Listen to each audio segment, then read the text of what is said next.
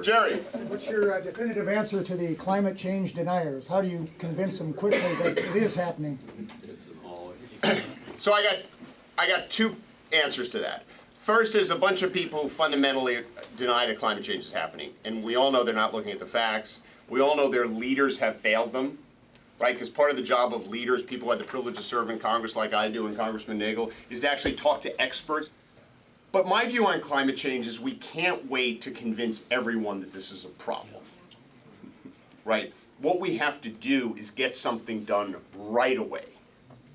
Because climate change is what I describe as kind of an exponential problem. It's not a linear problem. So let's talk about our infrastructure. We all know we need to spend a lot more money on infrastructure. But if we wait 5 years to do it, that'll be a huge missed opportunity, but it's not going to get, exponentially worse. But with climate, that's actually what's happening. Each year we don't do something, it gets worse and worse. Which is why I work so hard in the Congress to build the kind of coalition that's needed to get a bipartisan carbon tax bill introduced that puts a price on carbon. It's modeled to cut carbon emissions by over 90%. It takes all the money raised in the carbon tax, every penny of it, puts it in a lockbox and dividends it back to the American people in a progressive dividend structure, because the carbon tax is regressive. And it gives them the option of taking their check either in cash, or they could put it in a tax-deferred retirement account, tax-deferred health savings account, or tax-deferred 529 college savings account. Which we all know those programs are great, but most Americans don't have the money to put any money in them. So wouldn't it be great as part of a carbon dividend to actually set up some of these accounts for these folks? I believe in my first year in office, I can get that bill passed. And the way I can get that bill passed is by getting every Democrat to support it, every single one of them. And I hope we have huge majorities in the House and the Senate.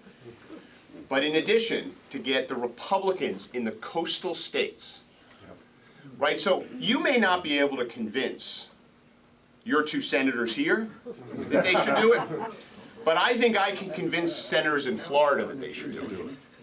And see, that's how, remember I said pragmatic idealism?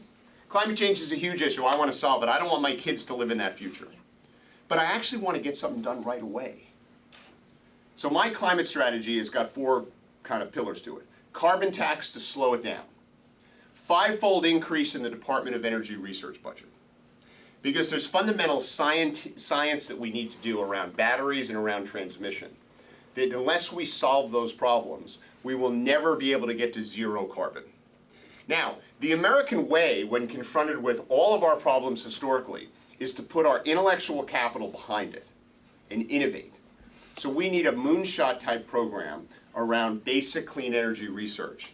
So I'm calling to increase the DOE research budget from $60 billion over 10 years, which is what it is now, to $300 billion over 10 years. So I slow it down with the carbon tax. I boost renewable credits. I do a national infrastructure program with a disproportionate allocation to sustainable infrastructure, and then I get the best minds and the best labs in the country solving the vexing mathematical problems around storage and transmission, and we'll do it. There's a young woman or a young man in this country who can solve that problem. They just got to be in the right lab. And then we'll have zero carbon emissions by 2050